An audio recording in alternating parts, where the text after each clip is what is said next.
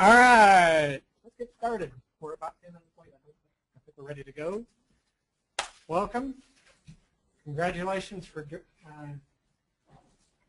joining the CEOs, or at least starting. Looks like about 22 of you or so have gotten the email and registered. If you haven't looked since this weekend, you should have gotten another invite that had a code in it and everything. So check that, try and get that squared away, and we'll get the rest of you in. We're going to do 3 sections tonight, 3 modules, if you will. They're all out of the Morningstar investment curriculum. I really like what they have there. It's great text. In fact, it's what I'm going to be reading from. So I'll warn you of that.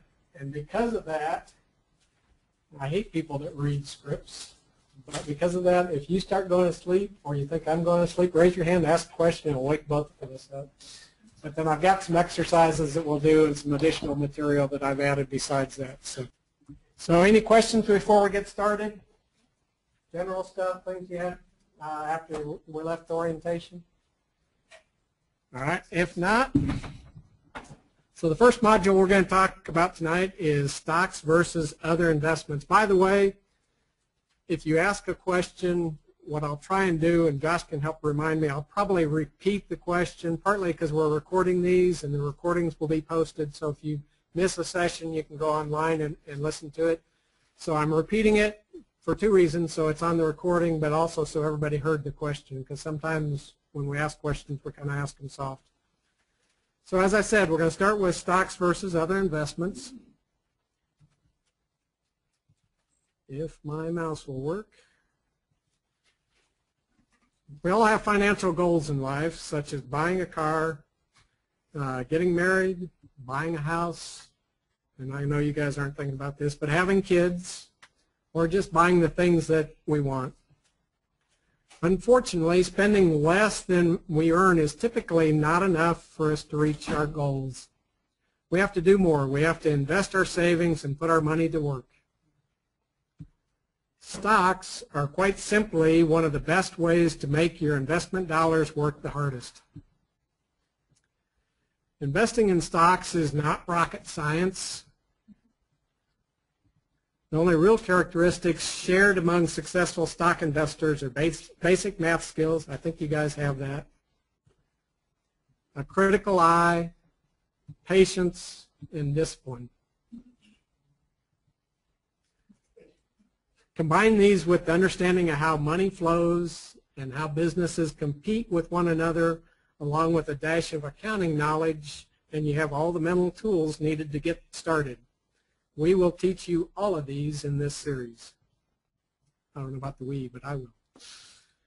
Although you don't need an advanced college degree to invest in stocks, selecting stocks is nevertheless an intellectual exercise. It requires effort, but it can bear many fruits. After all, investing in stocks not only leads to potentially higher returns on your investment dollars, it also leads you to a greater understanding of how the world works.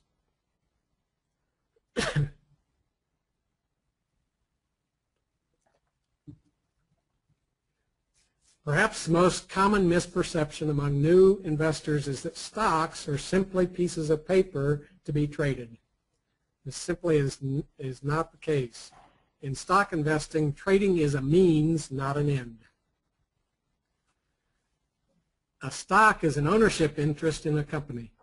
A business is started by a person or a small group of people who put their money in. How much of the business each founder owns is a function of how much money each invested.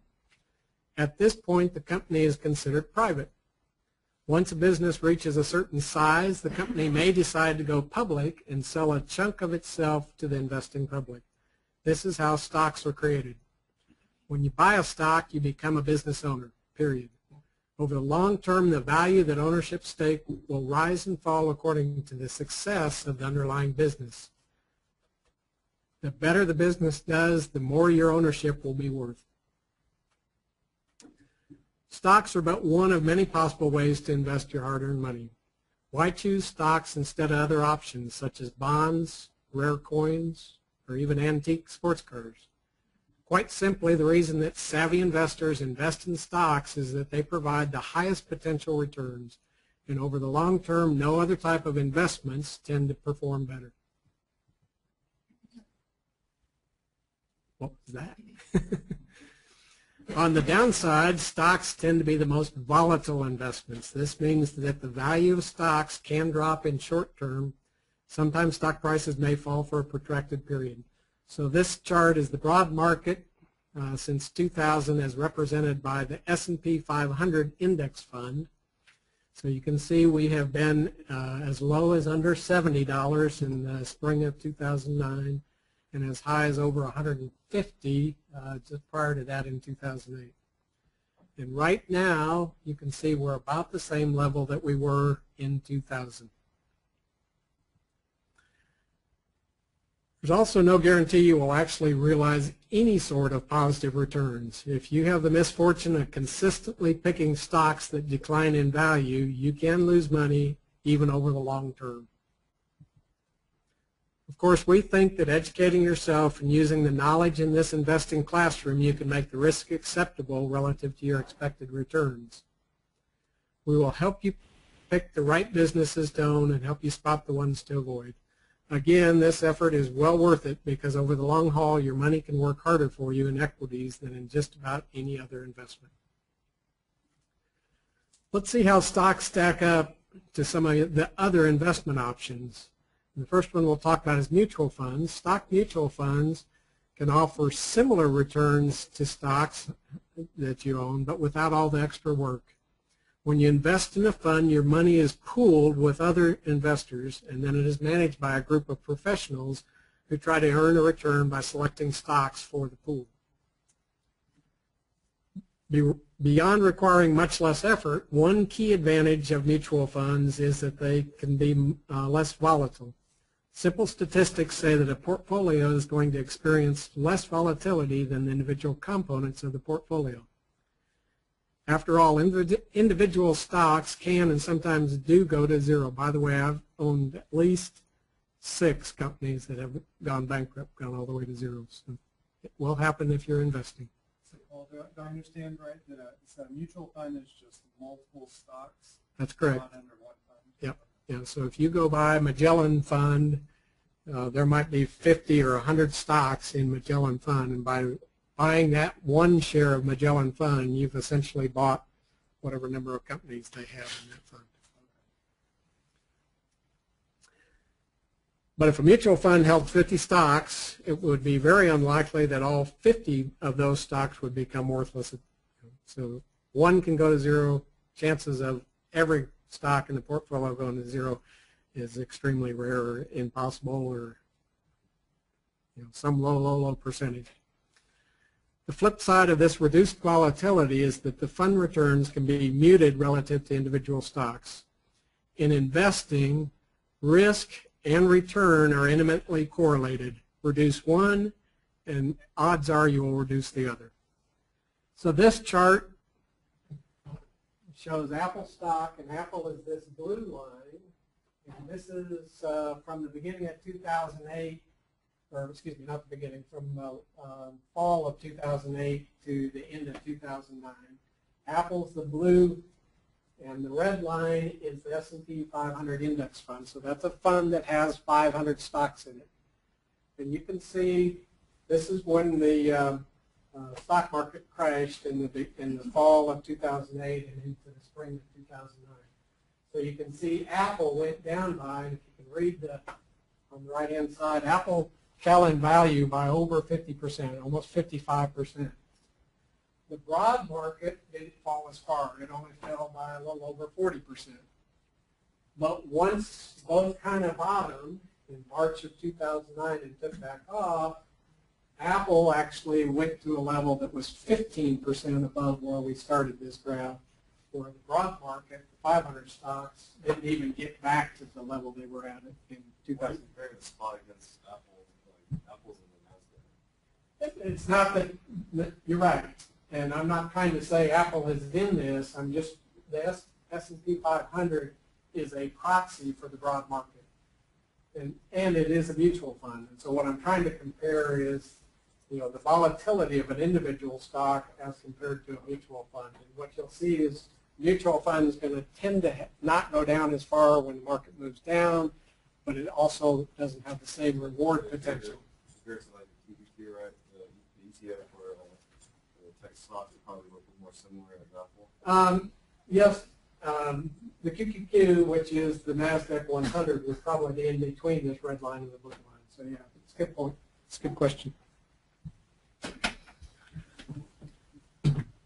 So you can see how the individual stock can be significantly more volatile than the broad market, and although it has higher risk, it also has a higher potential for a greater reward. Another disadvantage to offloading the effort of picking individual stocks is that you must pay someone else for this service. The professionals running mutual funds do not do so for free. They charge fees, and fees eat into your returns. Plus, the more money you have invested in mutual funds, the larger the absolute value of fees you'll pay every year. For instance, if you have a portfolio of $1,000 and you pay 1% in fees, $10, that's not a lot. But if your portfolio is $500,000 and you pay 1%, okay, now we're talking $5,000. That might hurt a little bit more.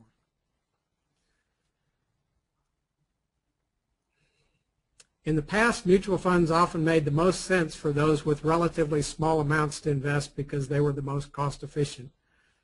But with the advent of $10 per trade commissions on stocks, or even lower, this is no longer necessarily the case.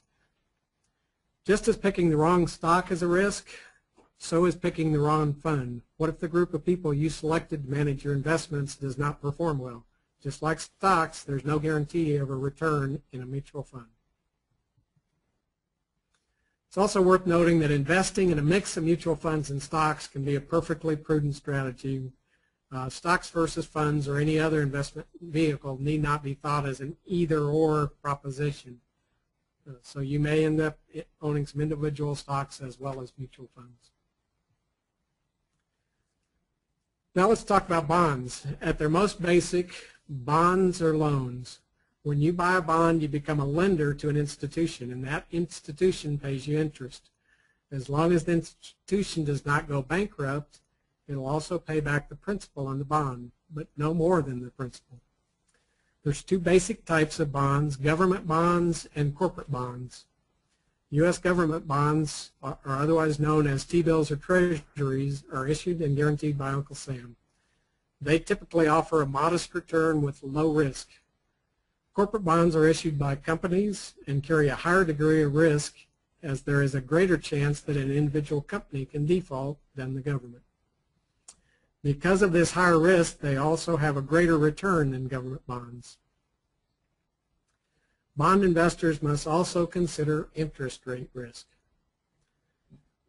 When prevailing interest rates rise, the market value of existing bonds tend to fall. The only way to alleviate interest rate risk is by holding the bond to maturity. Investing in corporate bonds also tends to require just as much homework as stock investing, yet bonds generally have lower returns. Given their lower risk, there is certainly a place for bonds or bond mutual funds in most portfolio, but their relative safety comes with the price of lower expected returns compared with stocks over the long term. Next is real estate. Most people's homes are their largest investments. We all have to live somewhere, and a happy side effect is that real estate tends to appreciate in value over time. But if you're going to use real estate as a true investment vehicle by buying a second home, a piece of land, or a rental property, it's important to keep the following in mind. First, despite the exceptionally strong appreciation that real estate values have had at times, real estate can and does occasionally decline in value, just as it has the last several years. This is a busy chart. So this large red line is inflation-adjusted house prices going back to 1970. So that's putting them all on the same dollar basis.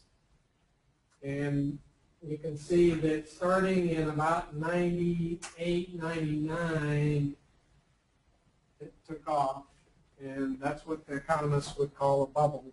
And by about the middle of 2006, we reached the top of the bubble, and that bubble's been bursting ever since 6.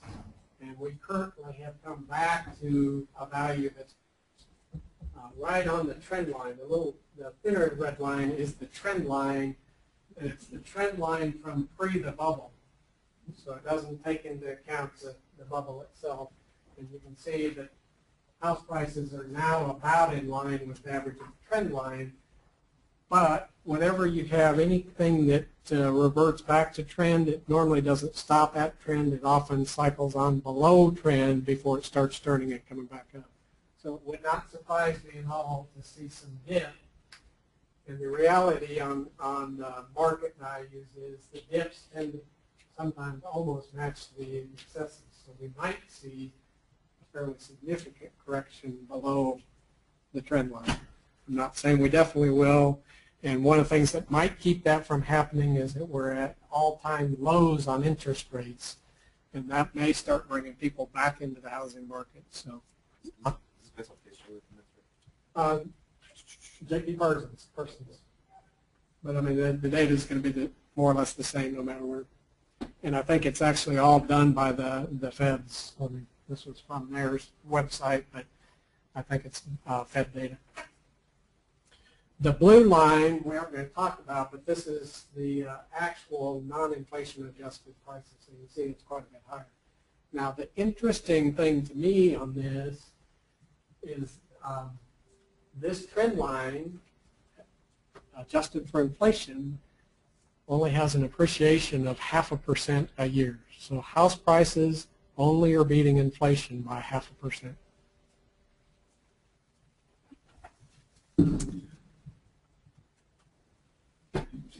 Next thing that's important to know about real estate is that property taxes will constantly eat into your returns. These get paid every year, not just when you sell a property. Next, real estate owners must worry about physically maintaining their properties or must pay someone else to do it. Likewise, they often must deal with tenants and collect rents. Finally, real estate is a rather illiquid asset and takes time to sell, a potential problem if you need your money back quickly. Some people do nothing but invest their savings in real estate and can do quite well, but just as stock investing requires effort, so does real estate investing. As kind of a sidebar, I'm selling my house in Oklahoma because I'm going to be moving to Michigan, and for my career since I got out of college, I personally have never viewed my house, my real estate, as an investment. Sometimes I made a little bit of money, sometimes I lost a little bit of money. I viewed that cost or gain as just kind of being what's associated with living. So I personally never found it valuable for me to invest in real estate. That doesn't mean you won't, but I just want to share that I never considered my house as an investment. And I'll probably lose money on my house. It's a nice house in Bixby, but versus what I bought it, I'll probably lose a little bit of money. I won't lose sleep. Bank savings accounts. The problem with bank savings accounts and certificates of deposits is that they offer very low returns. The upside is that there is essentially zero risk in these investment vehicles, and your principal is protected. These types of accounts are fine as rainy day funds, a place to park money for short-term spending needs or for an emergency, but they really should not be viewed as long-term investment vehicles. What's that? The likelihood of living proof is how far you can get. Investing in CDs is how we invest. So savings accounts have approximately 0% risk, but along with that is approximately 0% real returns. And what do I mean by real returns? Taking the savings rate and backing out inflation. So savings accounts barely keep up with inflation, and so your dollars are not working for you. They're just kind of keeping you treading water. So though investing in stocks may indeed require more work and carry a higher degree of risk compared with other investment opportunities, you cannot ignore the higher potential return that stocks provide. And as we will show in the next lesson, given enough time, a slightly higher return on your investments can lead to dramatically larger dollar sums for whatever your financial goals in life may be. Any questions? So we're gonna take a little break and do something a little different. I'm gonna be Steve Jobs and say one more thing. Never mind. So we're gonna do a pop quiz. Everybody awake? So let's assume you're in a mode where you are saving and investing for the next 5 years. You're probably in a mode where you're saving and investing for 20 years, so you can accept this. So you get to choose what kind of environment you want. So we're going to give you 3 choices, and we're actually going to run an online poll on this, which I'll have Josh explain how to do it in just a second. But your choices are, you can pick market A, and market A goes up steadily and consistently. It is up 40% at the end of 5 years. So basically it goes up the same amount every year for 5 years. So that's one choice you can make. The second choice, the market is very volatile. We talked about how volatile the market was, and it scares all of us. So the market is very volatile. It goes up and down over the 5 years. But at the end of the 5 years, the market's right back where you started at the beginning of the 5 years. So up and down a lot, no gain whatsoever, no loss. Your third choice is not only is market volatile, it's extreme.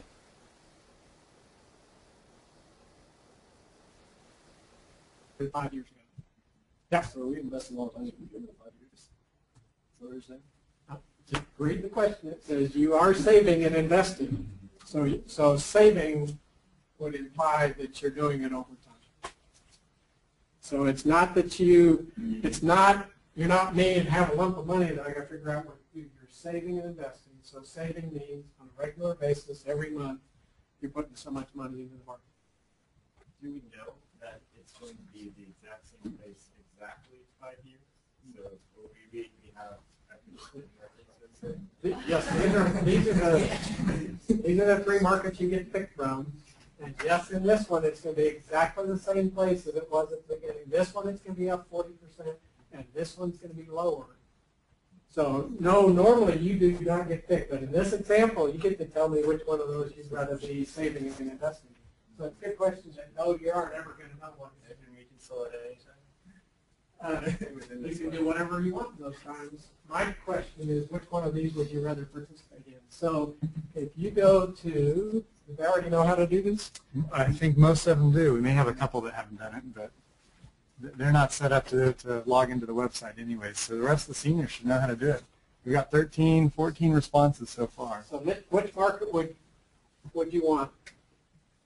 A, B, or C, 1, 2, or 3, going up steadily, volatile but ends at the same level, volatile and ends up lower from where it started is what that should say. So the last one, the market's going to be some percent lower than where you started. Not a little bit, but a lot. All right, should we stop it? Everybody that wants to vote has voted? That's really cool. And you all did that with phones? I love technology. Okay, so 80% expected going up steadily. 11.5% said volatile but in the same level, and only 8% of the people in this room, which is how many people? 22% is 3 people or something? Only 3 people got it right. And now we're going to show you why. Well, first we're going to look at answer A and B. So answer A and B. Every year we're investing $1,000. This is the index that we're buying. So the first year it was at 100. Next year it was at 110. Next year it was 120. Next year it was 130. Next year it was 140. Every year steadily going up. We all feel really nice about that, right? This tells you how many shares of the index you're buying. So the first year you got 10, and then it went down to 9, and it went down to 8, and it went down to 7.7. So we ended up with 35 shares. We had invested $4,000. And we made $900 on our investment. Okay?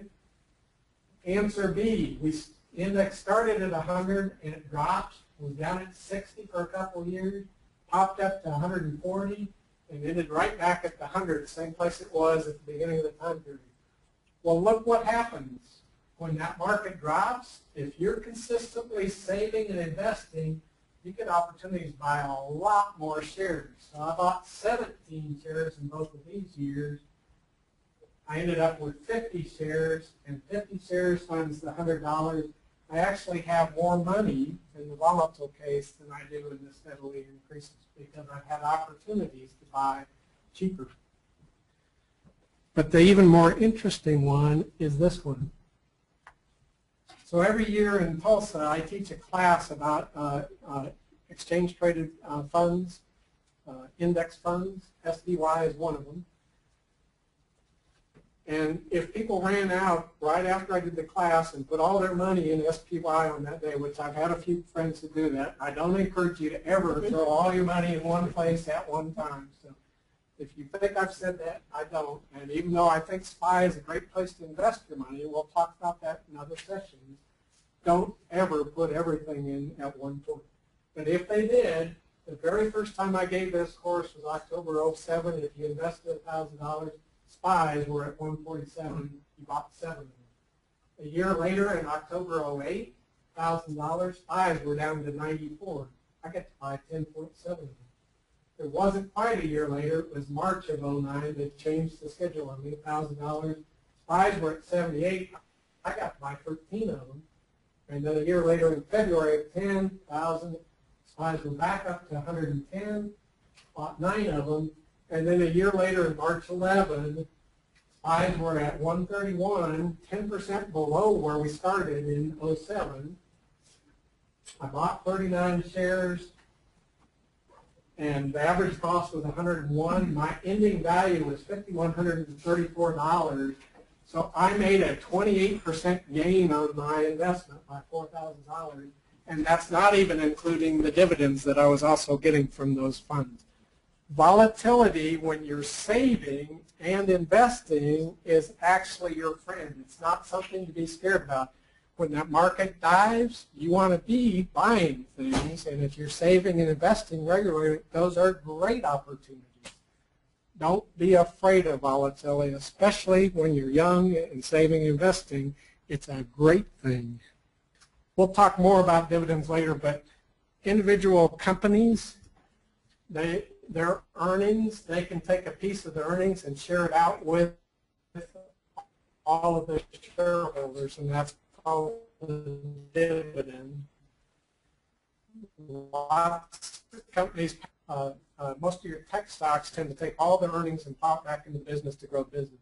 Your more traditional, more stalwart companies, and even some of the tech companies, Apple's now paying a dividend, Microsoft now pays a dividend. So what were high-flying growth stocks from a few years ago are now starting to pay dividends. When you have a mutual fund, the dividend on the mutual fund is the accumulation of all the dividends of the companies that they own in the fund. The SPY currently pays a little over 2% dividend per year. Now, to compare that, if you want to be conservative and go invest your money in a zero-risk investment like the 10-year T-bills by the government, you're only going to get on that money 1.6% interest. So by buying SPYs, you're getting more on the dividend, let alone the potential for price appreciation. So it's one of the reasons that I think we're about ready to move up significantly in the markets is people are going to wake up and say, I'm not making any money on my fixed income. I got to go someplace else. So what do we call this? It's called dollar cost averaging. It charges your early investing. You invest this thing as every month. You're chunking it in. You'll buy more shares when prices are down. You'll buy fewer shares.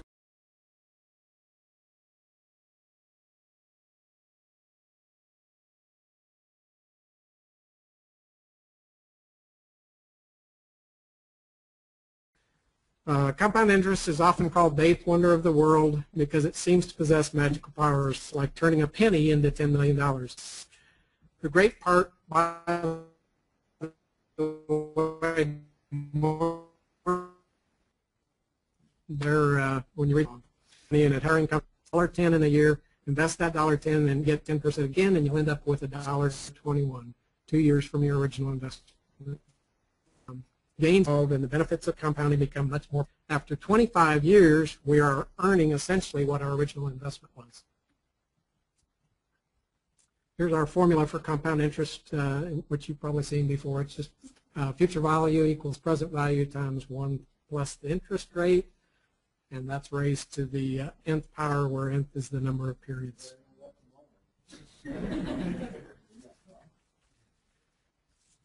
All right, so we're going to play Who Wants to Be a Millionaire? As a fun way to learn about compound interest, let's examine a few different ways to become a millionaire. First, we'll look at a couple of investors and how they have chosen to accumulate $1 million.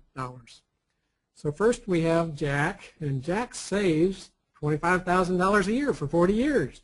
He got his $1 million. Jill, she's a lot smarter cookie. She invests $1 and she doubles her money every year for 20 years. Guess what? She's got almost $1 million too. While most would love to be able to save $25,000 a year every year like Jack, this is too difficult for most of us. If we earn on average $50,000 per year, we'd have to save 50% of our salary.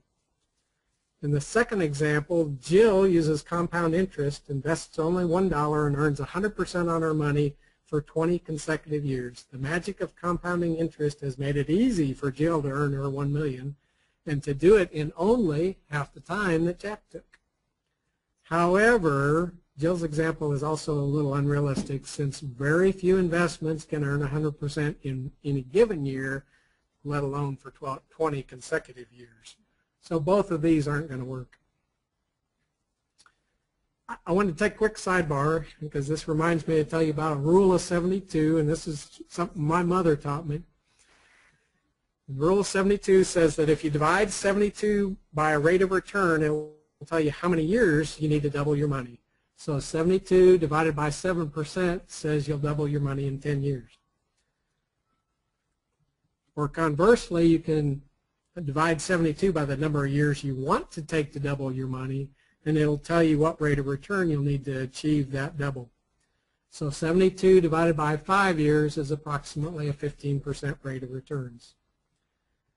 This 15% rate of return is a target rate that growth investors like to look for. We like to look for companies that can give us 15% rate of return. Why? Because we love doubling our money every 5 years. I didn't introduce him. Tom, stand up. I know he hates doing that. Tom is my nephew, and he's taken double E here at OSU, emphasis computer, and he's been quite a protege on investing since he's been with me for the last 3 years. And actually, the very first stock he owned, he was, how old were you, 13? We gave all the nephews and nieces 100 shares of Sierra Online back when they were young. So he's been a stock investor for a long time. On that particular stock, when we gave it to him, it was 100 shares. We had spent $1,200. At one point, they called that $1,200 into like 30 grand. Tom has done some work to determine why 72 is used, which is pretty interesting, especially if you're a geek. Oh, wait, this whole room's full of geeks. If you want to talk to him about it, I'm sure he'd share that with you. All right, between the two extremes of Jack and Jill, there are realistic situations in which compound interest helps the average individual. One of the key concepts about compounding is this: the earlier you start, the better off you'll be. So let's consider the case of two other investors. So we have Luke and Leah, who would also like to become millionaires. Let's say Luke put $2,000 per year into the market between ages of 24 and 30, and that he earned 12% each year on an after-tax return basis until he was 65. By the way, he stopped saving at age 30, so he just let it continue working for him after 30. Leah also put in $2,000, but she waited 6 years before she got started. So she started at age 30, and she kept investing from the time she was 30 until she was 65, and she also earned 12% after-tax return until 65. Both of them made almost $1 million. Morningstar says they made it. They're actually slightly short of it. Sorry, I'm a geek. I've got to do the math. Luke got to his almost $1 million by only saving $12,000, 6 years times $2,000. Leah had to save 6 times as much because she waited 6 years. And she got to the $1 million, but she had to invest quite a bit more.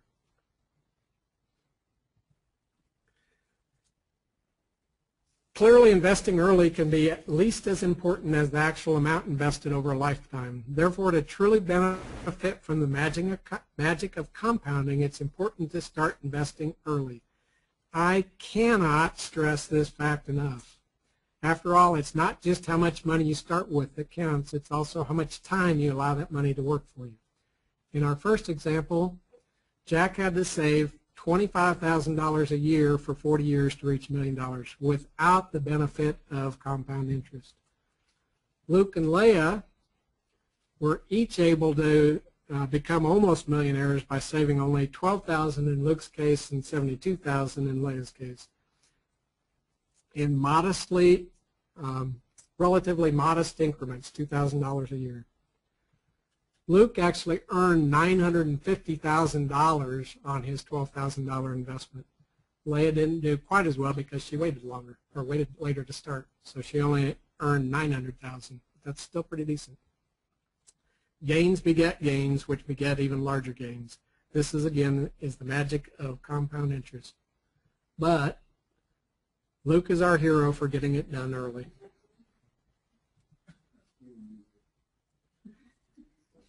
Because I'm a geeky engineer, I thought I would build you a little table. So starting at different ages to get to $1 million, here's what you have to save per year if you're good and get 12% after-tax return per year. So at 25, you only have to save $1,000 a year. You'd only save $42,600. At 35, you have to save $3,300 a year, and you will have saved a tenth of the million is what you'll have put in. At 45, you're almost $11,000 per year, so now you're doing $1,000 a month, and you've saved over $200,000. 55, you're $43,000 a year, and you've had to save half of the $1 million. And if you wait until you're 65, you better be rich and famous so that you're making over $1 million so that you can save your $1 million. But the question is, why is compound interest important to stock investing? In addition to the amount you invest at an early start, the rate of return you earn from investing is also crucial. The higher the rate, the more money you'll have later. So let's assume that our young Luke, from our previous example, had 2 sisters, Charlotte and Rose, who at age 24 also began saving $2,000 a year, exactly the same as Luke, okay? And they only did it for 6 years, just like Luke, so from 24 until they're 30. But unlike Luke, who earned 12% after tax, sister Charlotte only earned 8% after tax. And poor Rose would, who just did not make good investment decisions, earned only 4% after tax.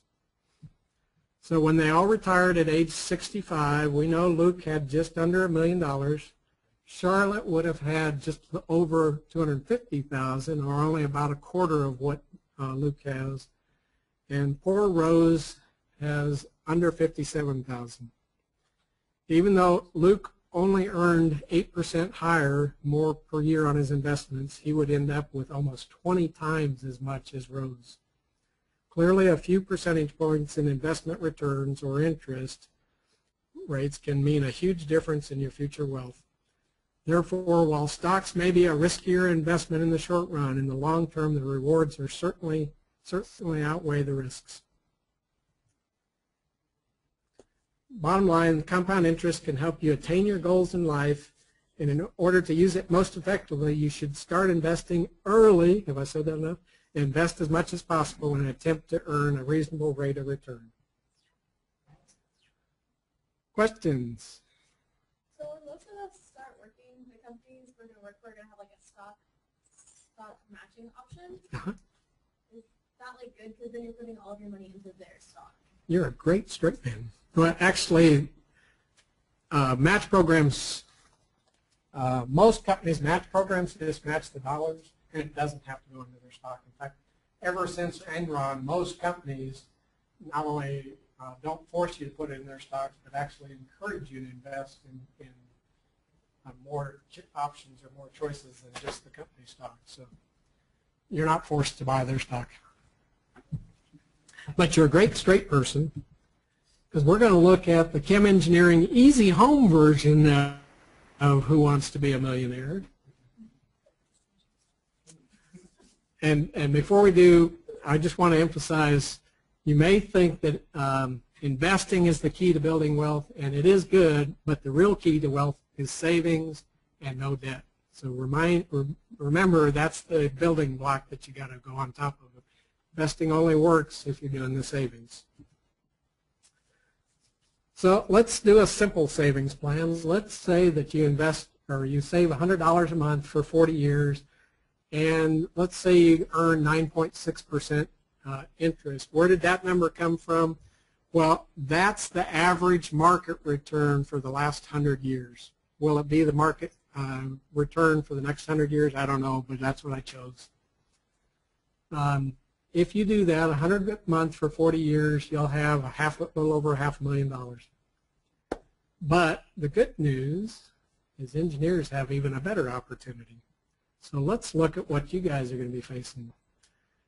I'm using a starting salary of $72,000. Last year, the average starting salary was even higher than that for chemies, and I'm sure this year will be even higher than last year's average. So that's conservative. That means you're making $6,000 a month. You're probably taking home like 70% of that. So I'm going to call that $4,000 a month. That's a lot of money. I hate to tell you how many months it took me to make $6,000 when I started. But I won't be a codger. All right, so this is my plan A. Put $1,000 a month in your company retirement plan. Yes, that's right, 25% of your take-home. And one of the keys on all savings is don't ever let it hit the checking account. Make sure it's automatically getting put into the savings. If you never see it in the checking account, you're never tempted to spend it. So this is one of the biggest keys, is don't ever let yourself see it. Out of sight, out of mind. Take advantage of any company match program. That was just a great straight question. So let's say your company gives you 5% match. So not only $1,000 you're putting in, but that 5% match throws another $300 in, and that's all gravy. That's 100% on your $300 that you put in. By the way, a quick sidebar: if this is a company retirement program, a 401k, then you're putting these dollars in before taxes. And so by putting $1,000 in, you're actually going to reduce your tax by $300. So that $1,000 only costs you $700. So don't ever forget this. You get a great benefit by being able to put it in before tax. The rest of the plan A, my recommendation, try to put your raises into savings instead of lifestyle.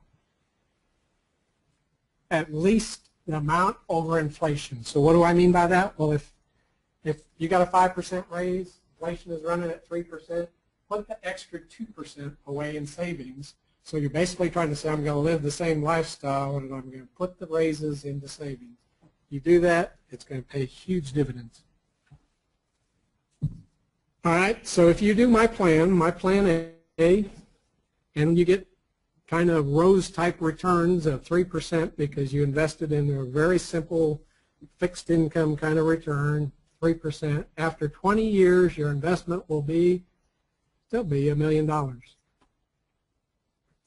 Now, in this number, I've made assumptions around what I think will happen with your salary, growth in your salary. So that's built into this, that you're not staying at the same starting or same salary throughout your time frame. And this isn't inflation adjusted.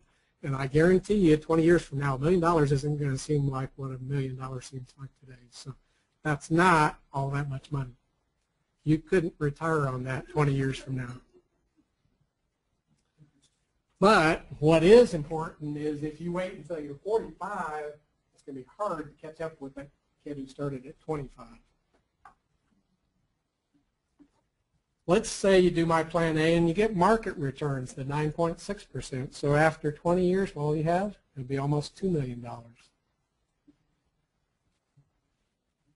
Let's say you find a way to beat the market and you invest in individual stocks and get 5% better than the market. After 20 years, you'll have $3 million.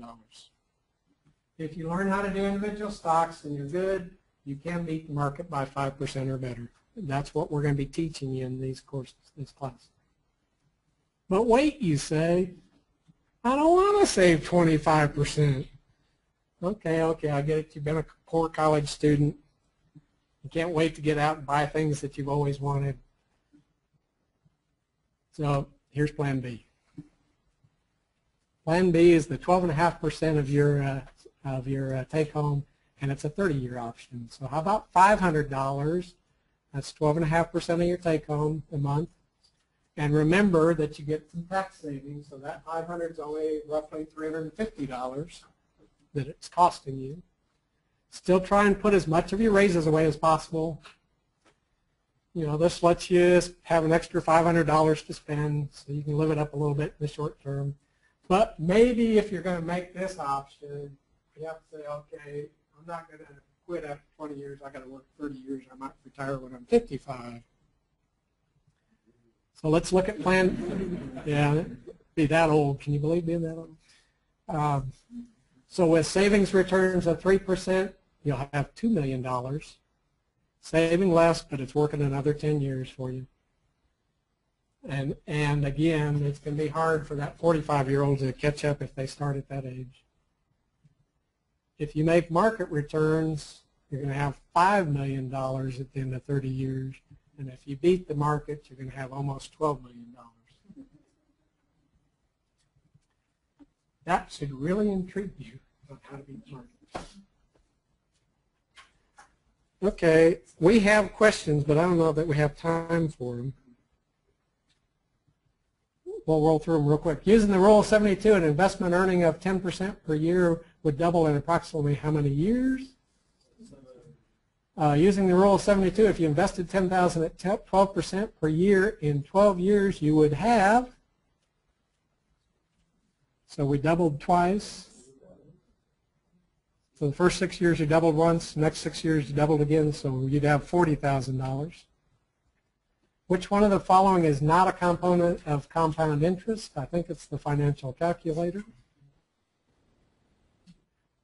Although the business majors might argue with you on that. If you invested $1 and doubled your investment 20 years in a row, you would have $1 million. We went through that example. In the last year, you would have made how much money? That's right, you make $500,000. In that last year, you make the same amount as you made in all the years up to that, the first 19 years. Which is the following is not true. The earlier you invest, the more money you'll have in the future. The lower the interest rate, the more money you'll have in the future, or the longer you invest, the more money you'll have in the future. Obviously, lower interest rate doesn't help you. Those are the questions. Go grab a cookie. We don't have time for you to take a long break, so grab a cookie, sit back down, and we'll do Module 3. I have a question. So I know that the company I might be working for does looking where they'll do 6% any stock match or they'll do 7% their stock only match. Do you take a 6% and diversify? Personalization is always good. I didn't do that, and I'd want to know, I want to explore what they mean by that.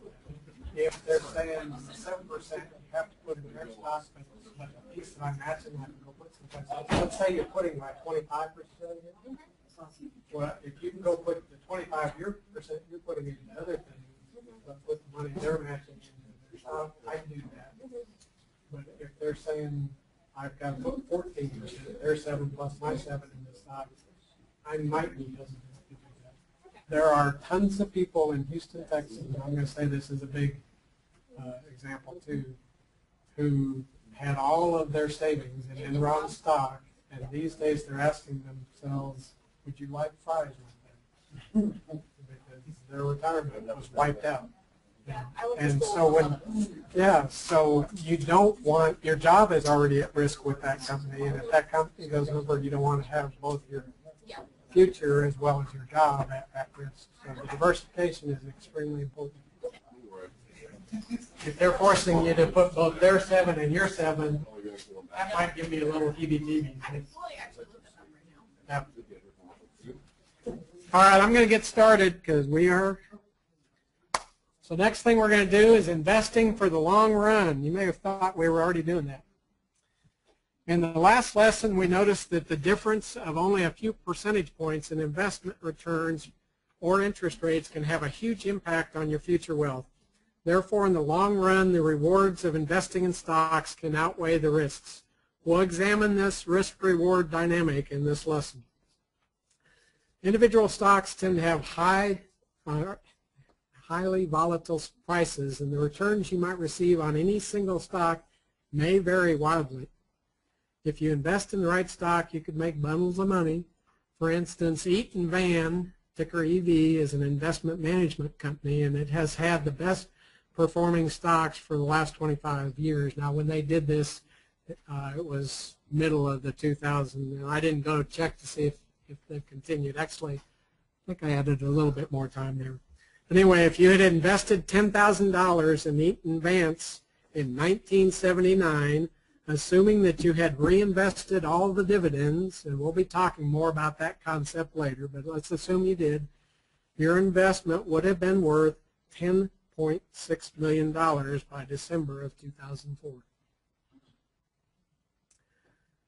On the downside, since the returns on stock investments are not guaranteed, you risk losing everything on any given investment. There are hundreds of examples of dot-com investments that went bankrupt or are trading for a fraction of their former highs. Even established, well-known companies such as Enron, WorldCom, and Kmart all filed for bankruptcy, and the investors in these companies lost everything. I think the most humiliating story I know about this is I had a friend who had money in a company. He got a letter from the company, opened it up, taped to the bottom of the letter was a dime. That was what his stock was now worth. Between these two extremes is the daily, weekly, monthly, and yearly fluctuations of any given stock's price. Most stocks won't double in the coming year, nor will many go to zero. But do consider that the average difference between the high and low stock prices of the typical stock on the New York Stock Exchange is nearly 40%. So you do see wide variations within a given calendar year. If you're an investor, this gives you plenty of opportunities to look for low prices to be buying, or if it gets wildly overvalued, you can sell. That's why day traders can play that, but the long-term investor can also use that to their advantage. In addition to being volatile, there is the risk that a single company's stock price may not increase significantly over time. A few chuckles with GM being up there. In 1965, you could have been lucky and purchased shares of GM stock for $50 a share. In the following decades, though, this investment only spun its wheels. By June 2008, your shares of GM would have been worth only $18 each, and obviously even less not long after that when they did go bankrupt. Though dividends would have provided some ease to the pain, General Motors' return was still terrible before it was disastrous. You would have been better off had you invested your money in a bank savings account instead of General Motors stocks, even before the bankruptcy. Now, I manage this risk by having a lot of companies. Before my wife passed away, at the high point, we had 150 companies in our portfolio, and that's what we did, was manage those 150 companies. I don't recommend having that many, especially when you're starting. You want a lot fewer stocks. And these days I run with about 40 or 50 stocks. But 150 is a good size. And I manage this risk by having a lot of companies. Before my wife passed away, at the high point, we had 150 companies in our portfolio, and that's what we did, was manage those 150 companies. I don't recommend having that many, especially when you're starting. You want a lot fewer stocks. But By having 40 to 50, each of your stocks is maybe only 2% of your net worth. If it goes bankrupt, you lost 2%, but you haven't lost everything.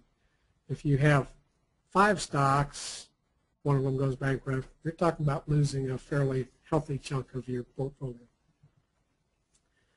Clearly, if you put all your eggs in a single basket, sometimes that basket may fall, breaking all the eggs.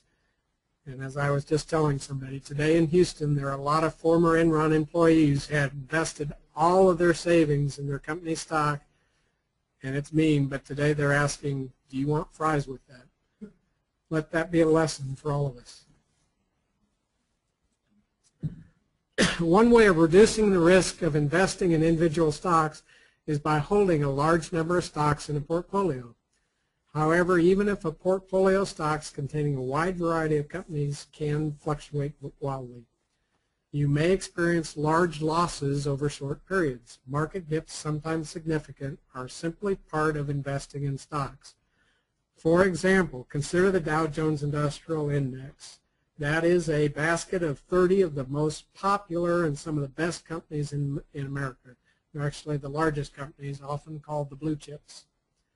If during the last 100 years you had held an investment in tracking the Dow, there would have been at least 10 different occasions when that investment would have lost 40% or more of its value. The yearly returns in the stock market also fluctuate dramatically. The highest one-year rate of return of 67% occurred in 1933, while the lowest one-year rate of return of negative 53% occurred two years prior to that in 1931. It should be obvious by now that stocks are volatile and there is significant risk if you cannot ride out the market losses in the short term. Don't worry, there's a bright side to this story. Over the long term, stocks are best. Despite all the short-term risks and volatility, stocks as a group have had the highest long-term returns of any investment type. This is an incredibly important fact. When the stock market has crashed, the market has always rebounded and has gone to new highs. Stocks have outperformed bonds on a total real return basis on average. This holds true even after the market peaks. If you had deplorable timing and invested $100 into the stock market during any of the 7 major market peaks in the 20th century, that investment over the next 10 years would have been worth $125, and that's after adjusting for inflation. So even if you invested at the top of the market, which means it was going to correct from there, 10 years later, you still would have been up 25% after taking inflation out. If you had invested in bonds at that same point, taking inflation out, your $100 would only have been worth $107. And if you had invested in T-bills after 10 years, taking out inflation, you're not even keeping up with inflation from the peak. This is the whole reason to go through the effort of investing in stocks. Again, even if you had invested in stocks at the highest peak in the market, your total after inflation returns after 10 years would have been higher for stocks than either bonds or cash. If you invested a little at a time, not just when the stocks were expensive, but if you'd done the dollar cost averaging, then your returns would have been even significantly greater than that $25. Time is on your side. Just as compound interest can dramatically grow your wealth over time, the longer you invest in stocks, the better off you will be. With time, your chances of making money increase, and the volatility of your returns decreases. The average annual return for the S&P 500 stock index for any single year has ranged from negative 39% to a positive 61%, and the average of all those years is 13.2%. But if we look at 5-year periods, so looking at every possible combination of 5-year periods, we see that the lowest return for any 5-year period has only been losing 4%, and the highest return has been 30%, and the average per year is 12%. So you can see the longer you are, it reduces the volatility between the high and the lows. So it's important to have a long-term perspective when you're doing your investing. While historical results certainly offer insight into types of returns to expect in the future, it's still important to ask the following question: why exactly have stocks been the best performing asset class? And why should we expect those types of returns to continue? In other words, it's great for Paul, he's already been there, but why do we think it's going to happen for the next 20 years? Quite simply, stocks allow investors to own companies that have the ability to create enormous economic value. Stock investors have full exposure to this upside. For instance, in March of 1986, would you have rather lent Microsoft money through bonds at an interest rate of 6%, or would you have rather been an owner buying at a split-adjusted cost in 1986 of under 10 cents a share? Seeing that your value of $2,000 that you invested in 86 would have grown to over $1 million by 2000. By contrast, a $2,000 bond invested at 6% would have earned you $1,800 worth of interest by 2000. So not even quite a double for those 24 years, 25 years. Because of the risk, stock investors also require the largest return compared with other types of investors before they will give their money to companies to grow their businesses. More often than not, companies are able to generate enough value to cover this return demanded by their owners. Meanwhile, bond investors do not reap the benefit of economic expansion to nearly as large a degree. When you buy a bond, the interest rate on the original investment will never increase. Your theoretical loan to Microsoft yielded 6% would have never yielded more than 6%, no matter how well the company did. Being an owner certainly exposes you to greater risk and volatility, but the sky is also the limit on the potential return. The bottom line: while stocks make an attractive investment in the long run, stock returns are not guaranteed and tend to be volatile in the short term. Therefore, we do not recommend that you invest stocks to achieve your short-term goals like buying groceries. To be effective, you should invest in stocks only to meet long-term objectives that are at least 5 years away, and the longer you invest, the greater your chances of achieving the types of returns that make investing in stocks worthwhile. Quick questions? I really want to get to this next one more thing before we get out of here. And this next one was something that Tom dreamed up or said I ought to put together because he thought it might be interesting, and I think it is. So this is a graph that shows you how it worked for me. So this is how real investing and compounding it works. Now it is smooth because, well, it's the brown is what my wife and I made. My wife was also a chemical engineer. She worked for Conoco as well. And so this is our salary by year, and it slowly progressed. And this isn't actual data. It's smoothed a little bit, but it's pretty close on this.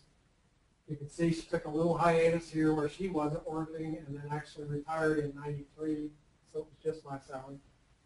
The green line is not our investments. What the green line, so that's not the dollars we put away. The green line is the gains on our investments.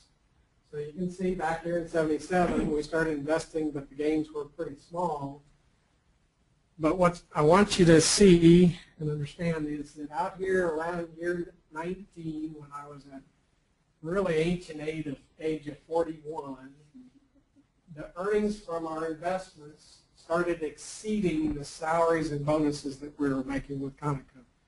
And so by 4 years later, when I did retire, my full-time job of managing my investments seemed to make a lot more sense from a monetary standpoint than worrying about the salary I was making. And just kind of one more piece, at the point I retired, 30% of the value of our investments were monies that we had saved, and that's because we were always saving. So this was high because we were putting a lot of stuff even at the end. even I was at a pretty good level in Conoco and making very significant bonuses, and I was stuffing those away. Well, they weren't, the investment gains on those aren't particularly in this, but will pay dividends for me for the rest of my future. But 30% was saved, 70% of it was gains, earnings on those investments. So I think Tom had a really good idea. This kind of helps drive home what we're talking about. And the real key that we did take advantage of is we started the investing path back here in 1977. So I encourage you, when you get out, have that diploma, get that job, you quickly start thinking about how am I going to start saving.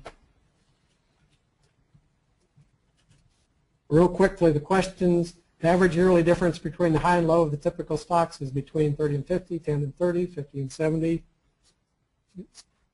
So this is your stock prices throughout the year. We said was 40%, so it's in between 30 and 50. If you were saving to buy a car in 3 years, what percentage of your savings for the car should be invested in the stock market? That's right, 0. If you're investing for your retirement, which is more than 10 years away based on historical returns in the 20th century, what percentage of the time would you have been better off by investing only in stocks versus a combination of stocks, bonds, and cash? Over 10 years, when would you have been, how much of the time would you have been better off than a combination in all stocks rather than combination? The answer is 100% of the time. In a 10-year period, stocks have beaten all the other investment opportunities. Now, obviously, this is 100% in the broad market. You wouldn't have beat the stocks, bonds, or the bonds intention. Well-known stocks like General Motors always outperform the stock market, or too highly priced for the average investor can underperform the stock market. Obviously, the latter. Which of the following is true after adjusting for inflation? Bonds outperform stocks. When you invest in stocks, you'll earn 12% interest on your money. Or stock investments should be part of your long-term investment portfolio. Obviously, with the last answer. With that, any quick questions? And we'll get out of here. Did that help?